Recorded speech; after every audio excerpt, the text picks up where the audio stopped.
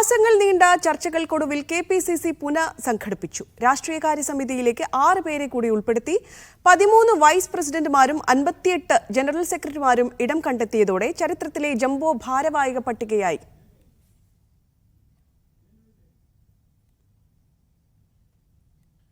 മതജാതി സമവാക്യങ്ങൾ അനുസരിച്ചാണ് നിയമനം. AICC സംഘടനാ ജനറൽ സെക്രട്ടറി KC വേണുഗോപാലിനോട് അടുപ്പം സൂക്ഷിക്കുന്നവരാണ് ജനറൽ സെക്രട്ടറിമാരിൽ ഏറെയും. BJPയിൽ നിന്നെത്തിയ സന്ദീപ് വാര്യർ ജനറൽ സെക്രട്ടറിയായി. Rajmohan Unnithan, VK Sreekandan, Dean Kuriakose, Pandalam Sudhakaran, CP Muhammad, AK മണി എന്നിവരെ രാഷ്ട്രീയകാര്യ സമിതിയിൽ ഉൾപ്പെടുത്തി.